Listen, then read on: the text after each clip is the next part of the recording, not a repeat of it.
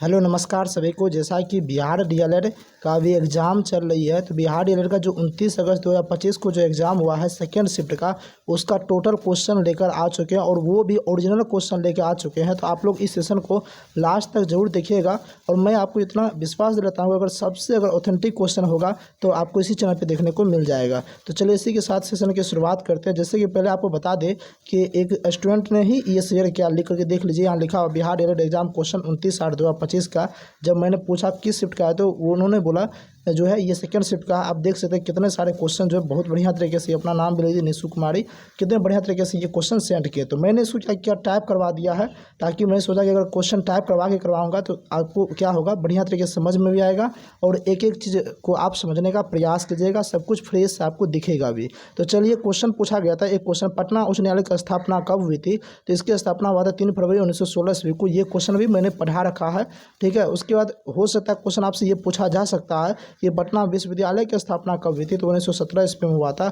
और बातचीत करेंगे बिहार की राजधानी कहाँ, तो बिहार की राजधानी पटना है। नेक्स्ट क्वेश्चन, एक क्वेश्चन पूछा गया था कि पटना में गोलघर का निर्माण कब हुआ था? देखिए एक बात आपको बता देते हैं, अभी बिहार जीके से 2 से 3 क्वेश्चन पूछा जा रहा है और मैं आपको इतना विश्वास दिलाता हूँ कि अभी से लेकर के लगभग 8 से 10 दिन जिसका भी एग्जाम है, अभी से लेकर 8 से 10 दिन, यानी कि आप इसे समझिए कि 10 सितंबर तक में जिसका भी एग्जाम है उसमें बिहार जीके का 2 से 3 क्वेश्चन पूछे देखने को मिलेगा।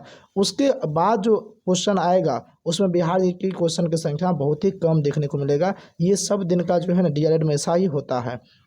क्वेश्चन पूछा पटना में गोलघर का निर्माण कब हुआ था? तो 1786 ईस्वी में हुआ था। अगर बात करेंगे तो पटना में गोलघर का निर्माण कैप्टन जॉन गार्गस्टी ने 1770 के अकाल के भयानक प्रभाव के बाद ब्रिटिश सेना के लिए 1786 ईस्वी में इसे बनाया था। एक क्वेश्चन पूछा गया था कि गौरवपूर्ण क्रांति किस देश में हुआ था? ये भी क्वेश्चन मैंने पढ़ा रखा है। ये कहाँ हुआ था? इंग्लैंड में हुआ था। और आपको बता दिए प्रीवियस ईयर क्वेश्चन है। देखिए कुछ प्रीवियस ईयर क्वेश्चन रिपीट होते हैं, ये आपको मानना पड़ेगा। इसलिए जिसके पास भी बुक है आप एक बार प्रीवियस ईयर बुक को देख करके जाइएगा। और मैंने जितना प्रैक्टिस सेट करवा रखा है आप प्रैक्टिस सेट कर लीजिए इसी यूट्यूब पे। और साइंस का आप थ्योरी वाइज जो क्लास है एमसीक्यू चैप्टर वाइज उसको आप देख के चले जाइएगा। 100% मैं विश्वास दिलाता हूँ क्वेश्चन आपका बहुत बढ़िया तरीके से बनने वाला है, क्योंकि टोटल क्वेश्चन वहीं से आ रही है। देखिए अगर हम बात करें गौरवपूर्ण क्रांति की, तो गौरवपूर्ण क्रांति इंग्लैंड में 1688 से 1689 में हुआ था, जिसे रक्तहीन क्रांति के नाम से भी जाना जाता है। इस क्रांति में राजा जेम्स द्वितीय को अपदस्थ किया गया और उनकी प्रोटेस्ट बेटी जो मेरी और उनके डच पति विलियम तृतीय को शासक बनाया गया था। इसने इंग्लैंड में राजतंत्र को सीमित किया और संसदीय शासन पद्धति की स्थापना किया। एक क्वेश्चन पूछा गया था साइंस से कि दाब का ऐसे मात्रक क्या होता है? देखिए ये भी मैंने पढ़ा रखा था। कहाँ पे? साइंस का एमसीक्यू चैप्टर वाइज आप लिस्ट में जाइएगा, वहाँ पे पढ़ा रखा था। मैंने बोला था देखिए ऐसे मात्रक आपको पढ़ के चले जाना, सबको बोल रहे हैं 2 से 3 क्वेश्चन ऐसे मात्रक से पूछा जा रहा है। तो पूछा था दाब का ऐसे मात्रक क्या होता है? पास्कल होता है। और क्वेश्चन ये पूछेगा शक्ति का ऐसे मात्रक क्या होता है? तो वाट होता है। कार्य तथा ऊर्जा का ऐसे मात्रक पूछेगा तो जूल होता है। आवृत्ति का ऐसे मात्रक क्या होता है? तो हर्ट्ज होता है। क्या होता है? हर्ट्ज होता है। और आपसे क्वेश्चन पूछेगा विद्युत आवेश का ऐसे मात्रक क्या होता है? तो कूलम होता है। और प्रतिरोध का ऐसे मात्रक पूछा जाएगा तो ओम होता है। इतना कम से कम अगर आप याद कर लेते तो यकीनन विश्वास मानिए कि इसमें से कोई ना कोई एक क्वेश्चन आपके एग्जाम में रिपीट हो जाएगा। एक क्वेश्चन ये भी पूछा गया था ऐसे मात्रक से, 2 क्वेश्चन था। एक था कि विद्युत धारा का ऐसे मात्रक क्या होता है? तो विद्युत धारा का ऐसे मात्रक एम्पियर होता है। क्या होता है विद्युत धारा का ऐसे मात्रक? तो विद्युत धारा का ऐसे मात्रक होता है एम्पियर। पूछेगा विद्युत आवेश का ऐसे मात्रक? तो कूलम होता है। और चाल का ऐसे मात्रक पूछेगा, किसका? चाल का ऐसे मात्रक पूछेगा तो मीटर पर सेकंड हो जाएगा। और 100% लिख के देते हैं, ये 4 वाला क्वेश्चन पूछा जा सकता है। नेक्स्ट क्वेश्चन को आगे बढ़ जाते हैं। नेक्स्ट क्वेश्चन क्या कहता है? देखिए एक क्वेश्चन पूछा गया था स्विच लगाए जाते हैं। ये भी पीवाईक्यू है, प्रीवियस है, क्योंकि मैंने पीवाईक्यू करवाया तो मुझे मालूम है कौन सा पीवाईक्यू है कौन सा एमसीक्यू है। तो स्विच लगाए जाते हैं। देखिए स्विच जो लगाया था वो हमेशा गर्म तार में लगाया जाता है। ये आपका राइट आंसर हो जाएगा। एक क्वेश्चन साइंस था कि राइबोसोम किससे बनता है? राइबोसोम क्या था? राइबोसोम जो बनता है वो किससे मिलकर बना होता है? तो राइबोसोम जो है ना मुख्य रूप से आरएनए और प्रोटीन से मिलकर बना होता है। राइबोसोम किससे बनता है? तो राइबोसोम आरएनए और प्रोटीन से मिलकर के जो है राइबोसोम बना होता है। अगर आपसे क्वेश्चन पूछेगा मनुष्य के अनुवांशिक इकाई क्या कहता है? तो जीन कहा जाता है। इस बात को भी याद रख लीजिएगा। अगर वाकई तौर पर जो एग्जाम दे के आए हैं ये रियल क्वेश्चन है, आप लोग कमेंट में जरूर कर दीजिएगा ये रियल क्वेश्चन है, क्योंकि बहुत सारे स्टूडेंट को विश्वास नहीं होता और आप कमेंट कीजिएगा तो विश्वास हो जाएगा। एक बात, दूसरा आपको ये काम करना, अगर रियल क्वेश्चन है तो आप अपने सभी दोस्त को इस वीडियो को शेयर कीजिए, ताकि वो भी अपना क्वेश्चन मिला सके कि उसका कितना सही हुआ, ताकि वो आगे का तैयारी कर सकता है। अगर सेशन अच्छा लगा सेशन को लाइक कीजिएगा, और जो चैनल पर पहली बार है जिसका एग्जाम नहीं हुआ है वो उस चैनल को सब्सक्राइब जरूर कर लीजिए, क्योंकि इस चैनल के माध्यम से पूरा के पूरा एनालिसिस करवाया जाएगा आपके एग्जाम तक, और वो भी रियल और ऑथेंटिक क्वेश्चन के द्वारा। जैसे कि कल 28 अगस्त को एग्जाम हुआ था, लेकिन मेरे पास क्वेश्चन नहीं आ पाया था, यही कारण से कल मैंने नहीं करवाया था, नहीं तो डेली आपका यहाँ होता है, इसलिए आप इस चैनल को सब्सक्राइब जरूर कर लीजिए। एक क्वेश्चन पूछा गया था, निम्नलिखित में से कौन सा मौलिक अधिकार नहीं है। मैंने पढ़ाने वक्त बोला था कि ये वीवीआई क्वेश्चन ये पूछेगा ही पूछेगा, और हम जानते हैं कि ऑप्शन में होगा संपत्ति का अधिकार, तो संपत्ति का अधिकार इसका राइट आंसर हो जाएगा।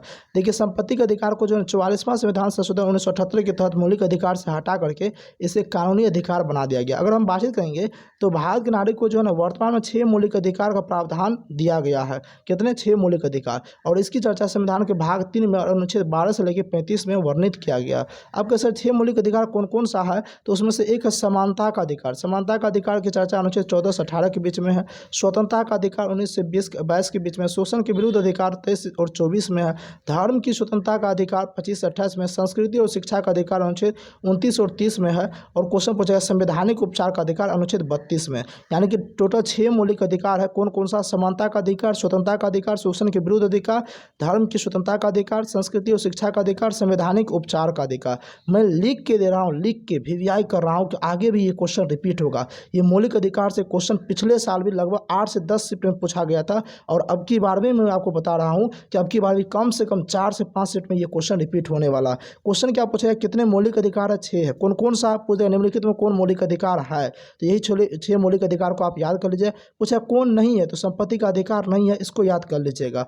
और एक बात जानिए, डॉक्टर भीमराव अंबेडकर ने जो है ना संवैधानिक उपचार का अधिकार यानी कि अनुच्छेद 32 को क्या कहा था, तो ये जो है ना कहा था पवित्र आत्मा कहा था। क्या कहा था? संविधान का पवित्र आत्मा कहा था। किसको? अनुच्छेद 32 को कहा था। इसको एकदम से याद कर लीजिएगा। नेक्स्ट क्वेश्चन कहता है, एक क्वेश्चन देखिए हिंदी से पूछा गया था कि विद्यापति का पदावली भाषा क्या है। तो विद्यापति की जो पदावली जो है ना ये मुख्य रूप से मैथिली भाषा में रचित है, तो मैथिली भाषा इसका राइट आंसर हो जाएगा। एक क्वेश्चन था किस पद में कर्मधारय समास नहीं है। तो अब देखिए ऑप्शन रहता तो ऑप्शन के अकॉर्डिंग मैं आपको बताता कर्मधारय समास कौन सा नहीं है। एक क्वेश्चन था घनश्याम कौन समास है, तो कर्मधारय समास है। देखिए आपको पहले बताते हैं कि अभी जो है लगभग 5 से 6 शिफ्ट में समास से ज़्यादातर क्वेश्चन पूछा जाएगा। तो आप यहाँ खुद देख लीजिए कि 2 क्वेश्चन तो आपको यही दिख रहा है समास से, तो मतलब समास पढ़ के चला जाना, 2 से 3 क्वेश्चन आपका बन जाएगा। हिंदी में अलंकार पढ़ लीजिएगा, ठीक है कैजी सर। उसके बाद जो है ना और कुछ आपको थोड़ा बहुत संधि वगैरह सब पढ़ के चले जाना, यहाँ से क्वेश्चन बन जाएगा। साथ ही थोड़ा बहुत मुहावरा पढ़ के चले जाएगा, प्रत्यय पढ़ लीजिएगा, उपसर्ग पढ़ लीजिएगा। ये सब चीज़ से क्वेश्चन ज़्यादातर देखा जा रहा है अभी के संदर्भ में। एक क्वेश्चन पूछा गया था पेट पालना मुहावरा का अर्थ क्या होता है, तो पेट पालना मुहावरे का अर्थ था गुजारा करना या जीवन का निर्वाह करना। एक था कि जब से आंख लगी तब से आंख खुली नहीं। अब ये क्या है मुझे समझ में नहीं आया, आप लोग कमेंट में बताइएगा। जिसका भी एग्जाम था कमेंट में बताइएगा ये है क्या, ठीक है। स्टूडेंट ने इतना ही लिखा था, तो और ज़्यादातर हालांकि मैं हिंदी के बारे में उतना ज़्यादा जानता नहीं क्योंकि मैं जीके का टीचर हूँ, ठीक है। तो आप देख लीजिएगा इसका और भी आगे क्या था। नेक्स्ट क्वेश्चन, एक क्वेश्चन था कि कार का प्रत्यय क्या होता है। तो देखिए कार का जो प्रत्यय है जिसका प्रयोग शब्दों के अंत में जुड़कर करने वाला या बनाने की क्रिया का अर्थ देता है। शायद कार एक प्रत्यय ही है, या तो ये क्वेश्चन अधूरा या फिर और कुछ पूछा गया होगा। एक क्वेश्चन था कि प्राकृतिक पर्यावरण में क्या सहभाजित। देखिए सहभाजित यहाँ पे नहीं था, आपको हम यहाँ पे फोटो क्लियर तौर पर आपको दिखा देते हैं। यहाँ पे आप देखिए जो स्टूडेंट ने कमेंट किया था, कमेंट ये था यहाँ पे प्राकृतिक पर्यावरण, यहाँ पे आप देख लीजिए लिखा हुआ प्राकृतिक पर्यावरण में क्या सहभाजित नहीं है। अब देखिए ऑप्शन के अनुसार इसका राइट आंसर हो जाएगा। अब ऑप्शन क्या था उसी के अनुसार इसका आंसर बताया जा सकता है। ऐसे अन्यथा अगर आंसर बताएंगे तो थोड़ा बहुत गलत होने की चांस भी बन जाती है। उम्मीद करते हैं सेशन अच्छा लग रहा, तो जो भी इस चैनल पे नए हैं आप अभी मोरिया सर चैनल को सब्सक्राइब जरूर कर ले। इसलिए सब्सक्राइब करना, जिसका एग्जाम नहीं हुआ उसको तो सब्सक्राइब करना ही करना है, क्योंकि एनालिसिस करवाएंगे। और आप जान लीजिए क्वेश्चन एनालिसिस से 1 से 2 क्वेश्चन रिपीट होता है। साथ ही जिस टॉपिक से एक बार क्वेश्चन पूछा गया उस टॉपिक से ज़्यादातर क्वेश्चन रिपीट होने की संभावना बन जाती है। तो यही जो है यही कारण आप इस चैनल को सब्सक्राइब जरूर कर लीजिए। और हाँ, जिसने एग्जाम दे के आया है एकदम क्वेश्चन ऑथेंटिक है, रियल, आप अपना मिला लीजिए कितना आपका सही हो रहा है। और इस वीडियो को शेयर ज़्यादा से ज़्यादा कीजिएगा। एक क्वेश्चन देखिए मेन से पूछा गया, 1 घन मीटर कितने सेंटीमीटर के बराबर होता है।